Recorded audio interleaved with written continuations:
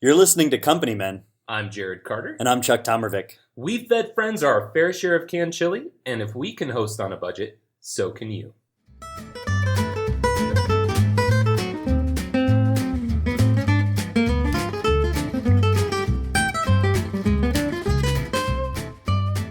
I get to, because you would just tap, you would put a big tappy table. You get in it there. first. I get the recording studio because you would just tap constantly and clap, and you'd just be like doing patty cake.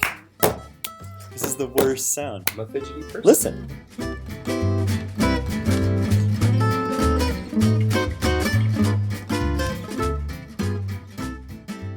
Hey, Jared, you brought me something. I did. Have you ever had Left Hand Brewing Company? I feel like I've had something, but I don't know what I've had from them. They make a Nitro milk stout, which is probably one of their more popular items. This is actually the Wake Up Dead Nitro Russian Imperial Stout. It's the absolutely mess you up before you do a podcast stout, is what it sounds like. Yeah, just to describe this bottle to you, here on the bottom here, you'll notice there is a human skull. It's a self-portrait from several minutes from now after I drink it.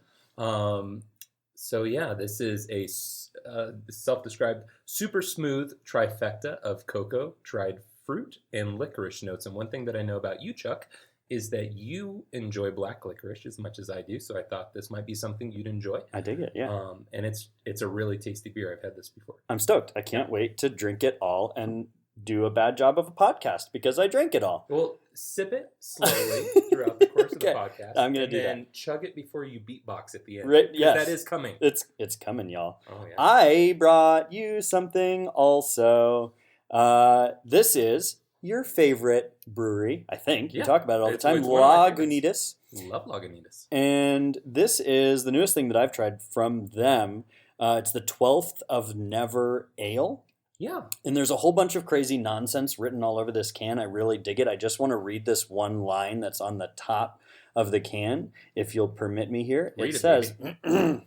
The palm stands at the edge of space. The wind moves slowly in the branches. The birds' fire-fangled feathers dangle down. I don't know what that means, but I really enjoy saying it. Tell you. Oh. I'm going to tell you something about that beer. I've actually had that beer. Yeah, I know, because I brought a bunch of them to your house, and I imagine you drank most of them. I have had some. Yeah. Yeah. But it was my favorite beer that I've had this week, and I wanted to sort of put absolutely, it out here. yeah. I'll describe it for you. I'm gonna crack these suckers. Open this bottle up. Mm-hmm. Oh, the unison on that is gorgeous. Here we go. Nice. I'm gonna pour this for you, and I want everybody at home to just know we are pouring these beers. The main reason that I'm pouring this for you, it's an act. You know what's funny? It's a whole thing that I'm doing for you. I really enjoy. I'm pouring this for you. I'm giving it to you.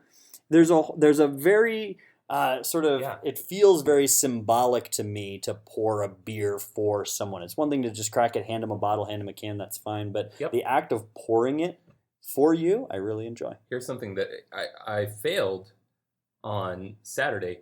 I had the barbecue that I mentioned earlier that you were a part of. I had a few other friends over, and I poured my beer into a glass for myself.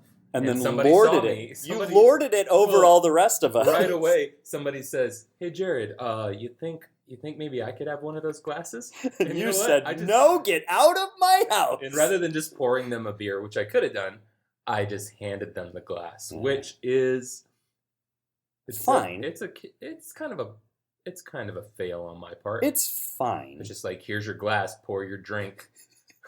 It's just one of those things that you can do to take it up to the next level. I didn't want them to dirty one of my glasses. I mean, if I want to dirty it, that's fine, but they're going to dirty now I have to wash their glass. They had a perfectly fine glass in the shape of a bottle that they could have drank their beer Well, it's a well-known fact that no one is allowed to leave your house without cleaning up all of the mess that they made. My wife recruits them for such a purpose. Yeah. And they do great. No, it was a lovely party, and I just helped myself to your glasses. Yeah, I'm glad that you feel comfortable in my home. Yeah, absolutely. I'm going to try a beer that you got for me, the Left Hand. It smells lovely. You smell lovely. Yeah. That is really good. I'm going to gloss over your comment and just focus on this beer. It's a compliment. That is so smooth. So it's nitro, right? So you've got the little bitty baby tiny nitro bubbles, which makes it so easy to drink. Which, if I'm being honest, it's taken me a very long time. I know the nitro has really been kind of at the forefront for a little while. It's taken me a long time to warm up to. Yeah. Especially on tap. I don't tend to go that direction. It just the feel of it is a little bit different. But in a stout in particular, that's got the really nice chocolatey notes, the really nice coffee notes that this has. I'm starting to warm up to it. That it mentions maybe now that you've mentioned it, maybe for the second time, and I taste it again, Yeah, I'll say that I do. Taste it again, and taste that licorice. It's like drinking a cup of good and plenty. What's that taste like? It tastes like a really tasty beer. That's good. I'm gonna try the 12th of Never from Lagunitas, and that's fantastic. Yeah, that is a really good beer. It's a really light beer. Yeah. As someone who likes, that I like IPAs. Part of the reason why I brought you that Imperial Russian Stout was to show you that I do. You mentioned before you branch out. I do branch out occasionally.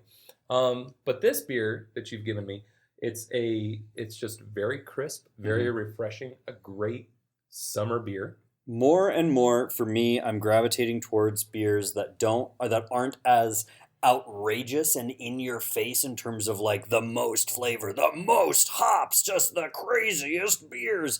And I really like something that is nicely put together, that everything is balanced and that I can drink and enjoy without having to think about it. But if I do kind of focus and try and pick out some different flavors that are in there, more and more that's my style. And I feel like Lagunitas, with this beer in particular, more than a lot of their other ones, I feel like they really hit that particular nail on the head. Can I just say that I've noticed this playing out in other parts of your life? Such as the fact that more and more often your friends are moderates rather than Republicans or Democrats. I've heard you listening to smooth jazz. Yeah, the times. Smoothest. Yeah. Yeah. I have a feeling that you're drinking unflavored almond milk at home. Oh, don't. It's the worst. No, I hear what you're saying. I still like to go way out on the edge. It's good sometimes. I like those beers that are the fullest expression of what they are, to the degree that they're practically offensive. Yeah. Oh, cool. So, yeah. What are we talking about tonight? Tonight, I am very excited because we're talking about something that is very not my style. This is something that's very difficult for me to do in my own personal life, but something that both of us have come through and have done for many years, and that is hosting on a budget. Both you and I have spent a fair portion of our lives in a you might call very poor state. Yeah. Neither one of us have chosen well. we both I think we are pursuers of our passions. Yeah. And that doesn't always lend itself to a very wealthy lifestyle. Yeah, and so I think one thing that I'll say, and just being upfront, like I think we're finally at this place in our life where we don't have to live as what's the word I'm looking for? Super tight and cheap. Super tight and cheap. We, obviously, we still use a budget and we still think a lot when we have people over. But yeah, there were times where we had to really stretch that money in order to have people over. And I'll just confess on the front end, there was one of my biggest regrets is all the times that I didn't have people over because I felt like if I couldn't just go all out for them, that I wasn't somehow qualified to have people into my home, and that's just wrong. I struggled for so long, just personally, with feeling like inadequate and unable to host people because the place that I lived in was small. It was a little place, and you'd been there, and it was nice. It was a wonderful place for me and my family. And as soon as you put two other people in there, you're stacking them on top of each other, and for a long time, I had a really hard time with that. And I just kind of powered through that, through my wife being very stalwart and very encouraging through that. Just powered through that and had people over anyway, and people always had a good time, and nobody ever complained about not having a place to sit down, and it was always good. And I'm very excited to just equip y'all for being able to do this regardless of what your budget looks like. Right. You can absolutely have people over regardless of how much space you have, regardless of how much money you have to spend on the dinner. And that's why we are diving in. We've set up a little bit of a challenge for each other. Yes, we are competitive. Yes, because if you make it a challenge, I will go all in, and I'll win. I'm gonna beat the ever-loving daylights out of you. We'll see about that. All right, tell us what we're doing. All right, so we have imagined a scenario, just a regular one. There's a regular old scenario. Just a regular scenario in which you're having some people over. I wanted to make this a little difficult here. Mm-hmm. We're talking 6 adults. Okay, so if you're single, it's you and a couple couples, or it's you and 5 of your single friends, whatever the case is, mix it up, match it. We're also going to toss in 4 children just to make it interesting. 6 adults and 4 children. And we had to come up with a menu that was adequate, that was appealing, but that also was budget friendly, so that you don't get to the end of your grocery purchases and find out that all of a sudden your kids can't eat for the rest of the week. I will admit that there have been times that I've blown my grocery budget on one night of hosting, and then we've lived on leftovers for a little while. You'll be surprised what's hiding in the back of your pantry, and children don't care. They don't care. They don't care. And neither do guests, largely speaking, if you present it just right. Well, let's talk through this menu that we've set up. Right. So there was some parameters on here, right? So we wanted to kind of go through the whole dinner flow, right? So you can't just kind of slap down one dish and call it a night. We've got an appetizer, we've got the sort of main course, and then a dessert, right? Yep. So we're gonna kind of talk through these. I'll go first. Sure. Let's just start with our appetizers. So I am a huge fan of the cheese plate as a way to sort of open a meal. And it doesn't need to get crazy. You find yourself 1 or 2 really good cheeses, and ain't nobody gonna have a problem with that. Listen, I'm lactose intolerant, and I love me a cheese plate. I will get down on a cheese plate. So I selected for my appetizer just a really nice and simple and pleasant plate with a very nice cheese. My favorite cheese, Dubliner from Kerrygold, $5 for a pack there. A box of wheat thins and some pepperoni. You arrange them nice and pretty. You put them in the center of wherever you want people to gather, and then people gather because, of course, they're going to go to where the food is, and everybody's reaching in, everybody's taking, they're holding the crackers and the cheese and the pepperoni, and they're talking, and it's just a wonderful way to kind of open the whole thing, wet people's palates, and get down on some good cheese. So that was actually one of the things that I splurged the most on in this whole menu, was that nice cheese. I love making appetizers, so just to hear how you started out, I'm already feeling defeated. Because I did not go as strong on my appetizer at all. You're going to find that I went heavy on the main dish. Give it to me. What'd you do? Okay, in terms of the appetizer, French bread, not even homemade, simply purchased at the store for $2.50, whatever the cost is. Right. And homemade butter. Ooh. So we're going to warm up this French bread. We're going to put out the homemade butter. Are you like churning in your backyard? What is... I'm going to tell you how I make it. All if right. you have a hand mixer, or if you really want to impress your guest and you have a lot of strength in your wrist, you can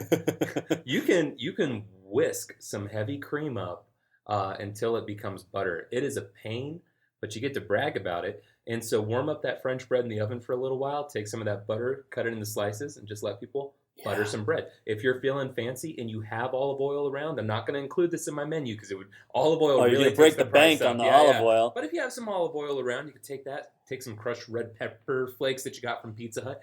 Toss pop them of color in there, a little Italian seasoning, some salt. That's a delicious dip for some French bread. Why stop with you making the butter beforehand? Why not get your guests some rocking chairs and set them on your front porch with a lazy dog and a nice southern day coming to an end as they churn their own dang butter?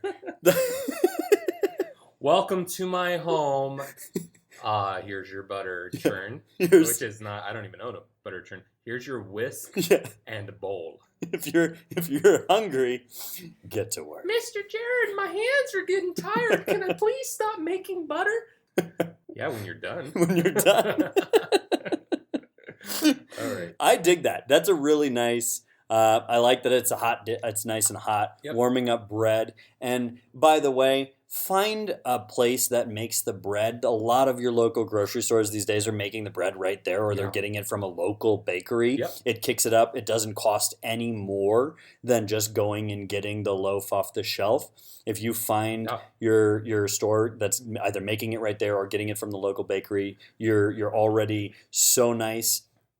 And warming it up, putting that nice butter on it, getting the nice olive oil. I think most folks have some of that hanging around the house. We're very fortunate because we live in Tucson, Arizona. There's a place here called Roma Imports. Have you been there? It's just in this little it's a residential neighborhood, and you find this place. It looks like a garage.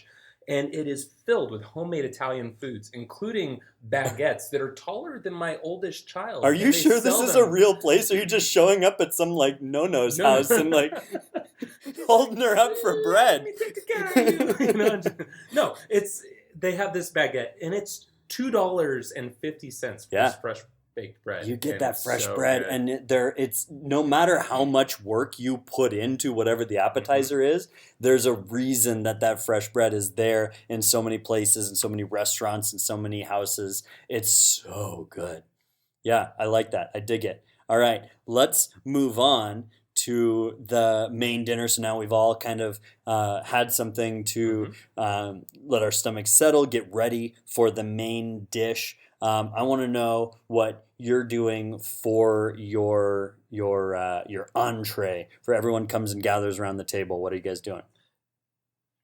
I'm doing Italian, and I know that's the go-to when you're trying to stretch your money. Yeah. But I feel really good about this recipe. I've made it for multiple friends. There ain't nothing wrong with it except that it's boring as hell. No, this one's not. This one is not. This dish is called sausage and basil and mustard pasta, and it comes from Food and Wine. I got it off their website, foodandwine.com. I'm going to post the recipe online. Yep.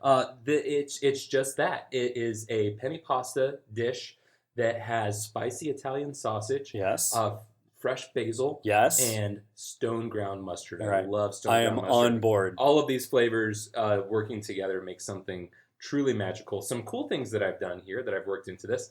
This particular recipe calls for heavy cream.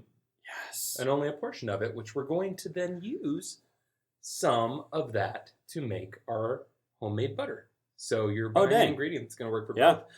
And then on top of that, you are buying a basil plant. Right, at least in our neighborhood, you can go to your local Trader Joe's and spend $3.99. You're going to use some of the basil from that plant, but you're going to have a plant that you can then plant in your backyard. It's killer. Yeah. Even just keep it on your windowsill until it dies, and then you have to go buy another one in 3 weeks. And it's only $3.99. That's my move. But yes, that is a solid recommendation. That's my dish. That's my main dish. I dig it. That's simple. It's like I'm on board with all of those ingredients. I forgot to mention, we're buying extra pasta, which we're going to all cook up at the same time.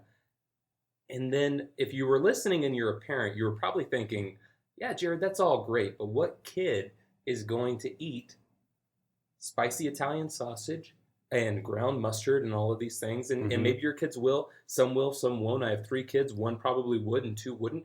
But you can purchase just an extra bottle of pasta sauce, a cheap one for like $2 Oh, yeah. and 50 cents. And let's be honest, You're already we making the already pasta. have one of these bottles sitting in our pantry. Yep. Or we have one that's been sitting in our fridge for like 3 months. Don't tell me you ain't never served your kids just the come pasta on. with the butter You'll on look it. at it. Yeah. You're like, You don't even bother with the sauce. butter sketty. Yeah. So you got both options there for the kids and the adults. If What they're about on you, board, Chuck? great. What'd you make? All right. I decided that I could either go really, really simple, really kind of bare bones, which can be beautiful. I think that your recipe is beautiful. Less is more a lot of the time in my book. I dig when you can make something really nice and really like relatable and engaging with just a few ingredients. I think that's one way to go. Yeah. I went another direction. I know. Of course you did. I decided, how can I take some really cheap ingredients and make something really exciting? Because when I have people over, I want them to get excited. I want to put on the Facebook post when I see them the week before they're coming over to start to drop hints about what I'm going to make and what the dinner's going to be about. Yeah. And watch them kind of light up and get excited leading up to it. So I decided, how can I take some cheap-ass ingredients and make something exciting? So I started, I just went as leaned into this as far as I could go. Started with Spam, right? That's our main protein, and I see you getting excited already. I do like Spam. I do like it too. I do like Spam. In certain context, I know a lot of y'all are cringing. In certain context, this stuff can be amazing, and this is one of my absolute favorite applications of this stuff. It is a dish called Spam Musubi, which already sounds exotic and exciting because it is. It's one of the iconic dishes from the islands of Hawaii. You may have heard of them. I've heard of 3 of them. It's so simple. You take the Spam, out of the can, you slice it up, you fry it, so it's nice and crispy on the outside. You're going to make up a nice sauce with, I'm betting, mostly stuff that you already have in your pantry. I did cheat, yeah. Fight me. I don't care. I guarantee you have soy sauce in your pantry. I guarantee you have sugar in your pantry. Okay, yeah. We're going to add a couple of things to this. We're going to add some really nice maple syrup, which you can purchase the little jars for. Yeah. But again, you are cheating, sir, because I happen to know who your in-laws are, and I know where they live. Listen, some of us get sent a gallon of maple syrup every time they talk to their in-laws. Not all of us are that fortunate. You can probably get maple syrup at your local store. The little bottles, they're not expensive, but spending a little bit extra on this one special ingredient. Right. The legit faux real Z's maple syrup. Yep. It makes such a difference, both in the actual taste, but then also being able to brag about it, slap that sucker down on the table. I use that good stuff from Vermont. Get your maple syrup from Vermont, y'all. That's a PSA from me. He literally has jugs of it just sitting on top of his fridge. Every time I call back. He's never paid for syrup a day in his life. It's never happened. I ain't ashamed. Okay. But you worked this into your budget. You didn't count on the free I syrup. absolutely counted $5 for a bottle, the small bottle of maple syrup. It's a ridiculously small bottle. It's a very, very, very small bottle of maple syrup. Here's your thimble of maple syrup. Okay, go on. I'm sorry for stopping you. And the other ingredient that you're gonna go out and you're gonna get, and you don't even have to splurge for it, but let me tell you about that ginger root. Because you've walked past it in the produce aisle 1,000 times. It's ugly as sin. It's this weird little knobbly gray what's it that you would never look at and say, I want to eat that. Right. We all know ginger as a general concept, but if you go and you get that little like knob of ginger, which is $1 at the most. It's amazing. It's going to transform what you're doing. Yep. So I took these 2 ingredients and decided to like really infuse these into my main dishes. So we've got the Spam Musubi, which is the Spam. You fry it up in the pan. You add a little bit of that soy sauce, a little bit of that maple syrup, a little bit of that sugar, a little bit of that ginger root that you're going to just shave off that knob with a spoon right into the pan. You stir that up and let that get all bubbly and good. And then you're just going to throw that down into the Spam can itself. A lot of if you go online, you look up Spam Musubi recipes, they tell you got to buy this weird like special contraption to make the Spam Musubi, which is this weird like brick. It's presented in this strange like giant sushi brick. You don't need to buy the Musubi mold. No. You've already got one because you bought the Spam. You jam the rice, the sticky rice that's on my budget here. It costs basically nothing. Down into the bottom of the Spam can. You pour a little bit of that sauce from the pan where the Spam was simmering. And then you jam that Spam down in there. And then you push it down as hard as you can. You flip it back out of the can. You've got this weird little brick. Yeah. You're going to wrap that in a Japanese nori, which is those little seaweed strips. Yeah, which you can get like 10 sheets for nothing. And you wrap that sucker up, you stick it together, and you've got this weirdo brick of delight, pure delight. Which is how I describe myself much of the time. Yeah. A weirdo brick of delight. And it's so wonderful. We're going to take these same ingredients and we're going to do this. So we're going to serve the Spam Musubi next to one of my absolute favorite side dishes, which is maple ginger carrots. Okay. You're going to throw the carrots and the maple syrup and the ginger and some black pepper and some salt into a bag. You're going to just let that kind of boil in that bag. If you're into sous vide cooking, you can do it that way, but you don't need to go that route. I promise we're going to talk a lot about sous vide cooking down the road, but right now, listen, we're doing this on a budget. We don't need to buy the fancy contraptions. You throw it in the Ziploc bag. You put that down in the boiling water. You let it go for about 15 minutes. You're going to have the most delicious carrots. They're gorgeous. They're bright orange. You've got this neat little syrup that you're going to serve them next to the Musubi. It's such a delightful thing. And just a couple cans of Spam, you slice them up, it's going to feed everybody. That's my delightful entree on the cheapest ingredients that I could find. That sounds wonderful. Yeah. I hope it takes less time to cook than it does to explain how it's cooked. It doesn't. It takes so freaking long. It takes so long. Oh. It's a labor of love. Listen, you've got people on your porch churning butter. You're making whatever. Hey, would you like to come over to growing my house a basil plant? You want to come over to my house for dinner next week? Oh, yeah? Really? You do? Okay, great. I'm going to go home and get started. That sounds wonderful. That sounds like something I could really, really enjoy. Yeah. For dessert, I bought some cheap cookies from Trader Joe's.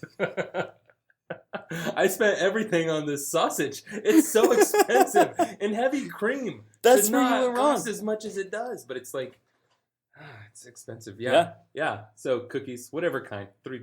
Yep. That's your budget. Nailed it. Listen, I went very similar route. You don't need a lot for dessert. A lot, and I'm one of them. A lot of people can really go crazy on the dessert. I love to go crazy on the dessert, but for tonight, we went nice and simple. I got myself some cherries. It's summertime right now. Get whatever fruit you can in season.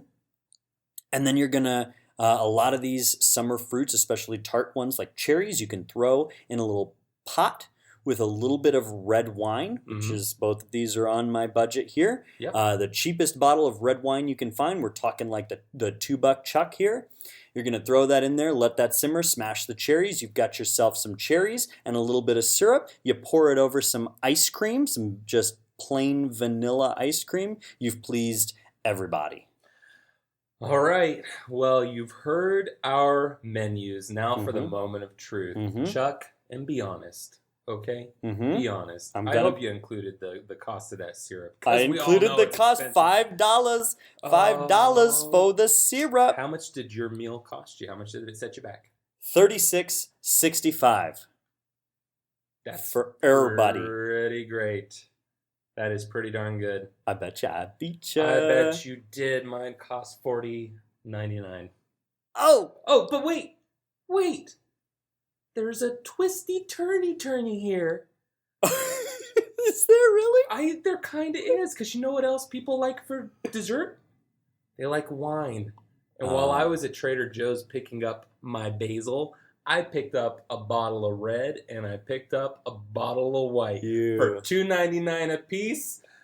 Oh man, drinks are covered for $40.99. Oh man! But that leads me to another thing, Chuck. I'm gonna just declare you the winner there. Yeah, I think that was pretty obvious. Yeah. Everybody already did that like a while ago. Don't worry about it, my dude. Okay. Just some really quick tips. If you have any, toss them in. Yeah. Cheap hosting. Mm-hmm. Okay. One thing, ask people to bring drinks over. Yep. Alcohol, a 6-pack of beer, a couple of bottles of wine. Yep. These are the things that add up. They're also one of the easiest things for your guests to bring. When you're inviting someone over to dinner, you never say bring a side dish. That's the same as telling somebody you got to work for me. Right. And besides, their side dish may not be up to par. It's not going to fit the whole thing. There's maybe you've got a theme going. But especially if you're inviting guys over to say, hey, all I need you to do is swing by the store and pick up a 6-pack of something or a bottle of wine. As guys, we love this, and it's a great way for us to contribute, to feel like Chuck has said in the past, to pay your toll for entering this shindig. So that's one way that I like to save money. Do you have any? Yeah, man, I dig that, because that's twofold. You've got them now contributing, because you're going to find as you start to invite people say, what can I bring? It's the easiest thing. And you get to walk away having spent a little bit of extra on this dinner. Now you're walking away with however many were left from that sixer, and you're spending less on your beer budget, which we all know is not getting cut into when we start to tighten that belt. Yeah, we like expensive beers. They're ridiculous. My biggest tip, I kind of talked about it as we were going, but if you want to delight people, spend a little bit of extra on a couple of ingredients, and then you can really cut back on the other stuff. Yeah. If you have some really nice spices in your spice drawer that you have spent a little bit of extra on, you can make top ramen that's going to blow people away. Start to experiment with this. And you can make the simplest dish with the littlest little addition of a really nice ingredient, and you're gonna absolutely kill it, just like I did this contest. You did. You win. Congratulations. Spam Musubi always wins. Yeah. That's if there's any takeaway from this, it's that Spam Musubi always wins. If there's any takeaway from this, it's that you need to invite me over as soon as possible. I want to eat that. Yeah. All right, so hopefully that's been helpful to you guys. We really encourage you. I know you can go even cheaper than this. We would love to hear from you and find out what are your cheap go-tos. You can contact us on our website, companymenpodcast.com, on our contact page, or just email us directly at contact@companymenpodcast.com. Now a word from our totally fake sponsor. Yes.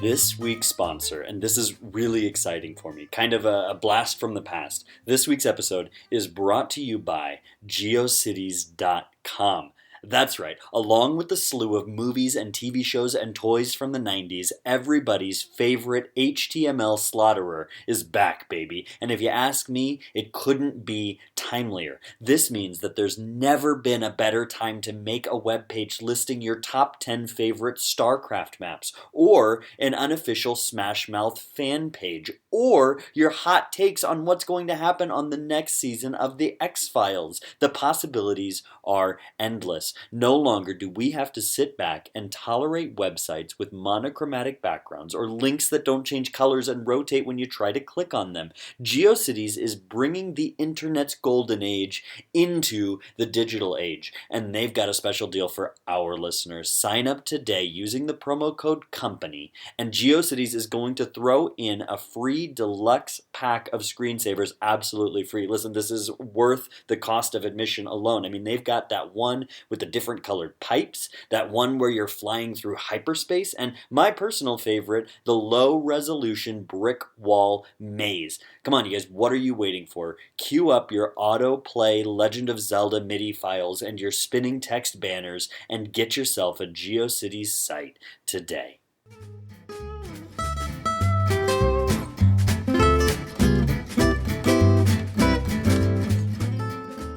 All right, Jared, I'm very excited about this. We're going to hit a new segment here. We're very excited about people who are listening and getting into what we're doing. We want to open up the opportunity. If you guys have any questions about hosting, if you have any concerns, if you have anything that's just burning that you don't know how you can host, or you're worried about this as you're inviting people over, we want you to be able to reach out to us. And we have started to get that. So we've got a question that was written into us from our good buddy Brad.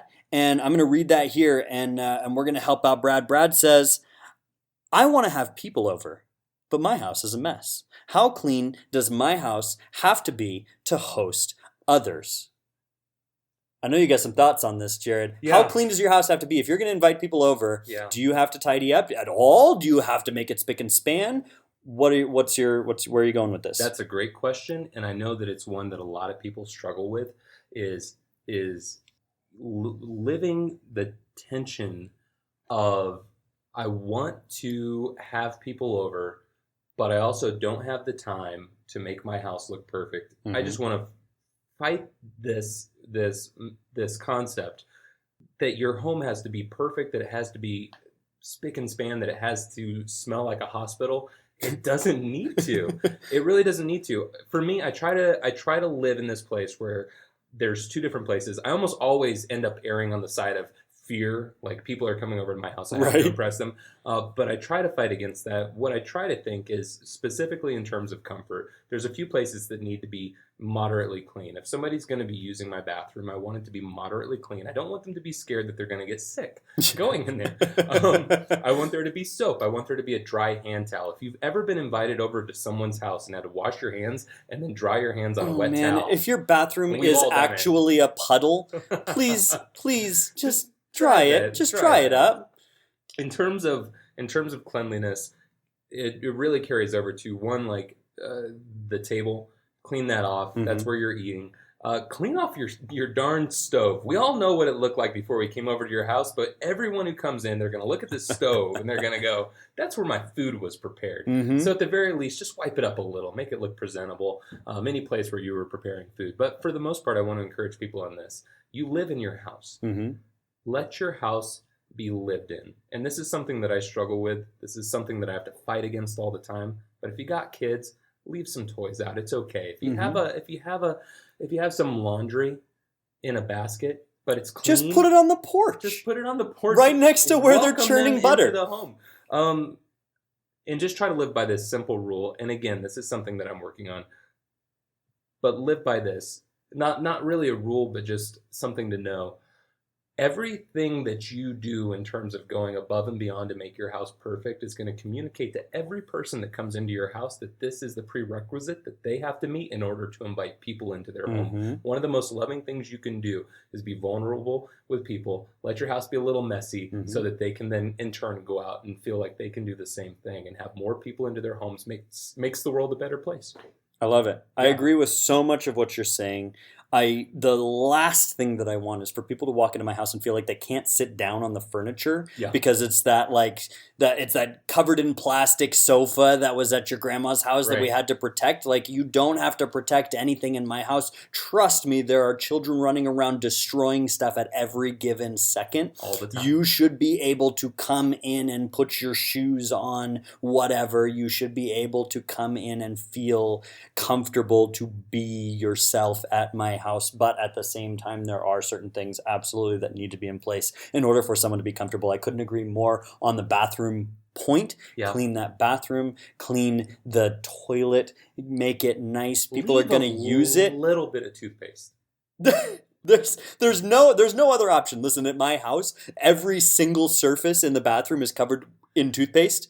The mirror and the sink and the toilet and the shower and the floor and the ceiling are covered in toothpaste always. And I have when a 3-year-old. I come over, I just see that as like a little way to freshen up my teeth. It's just so nice. It's like it's like an air freshener already. Yeah. It smells great. You wipe up a little piece, rub it on your teeth before you walk back out. It's like Willy Wonka. You just lick the wallpaper before you leave, and you're just as fresh as can be. Yeah. I've got kids. They're in there. They when they brush their teeth, they brush everything else too, and so the toothpaste is everywhere.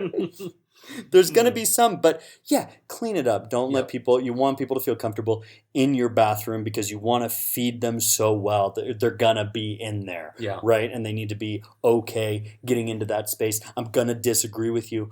On the stove, the kitchen in particular, it should not be a disaster, but it absolutely is going to look like someone cooked in there when people come over. You know why? Because somebody cooked in there probably all day if you came to my house. Stop. All I'm saying is if you see food on the stove, it better be from the meal you just cooked.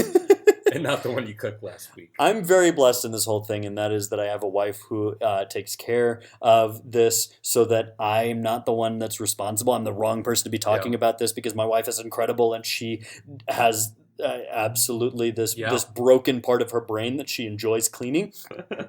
It's a horrible sickness that I will never fight to cure, but she actually enjoys going through the house and cleaning it up, and I couldn't agree more that it's helpful to have some parts of the house that do feel lived in, because my ultimate goal is for people to feel like they are as comfortable as they are at home, if not more so, when they're in my house. And if everything is just covered in like pledge and wiped down and sparkling, they're not going to feel like that. So true. Yeah. Love the question. Absolutely.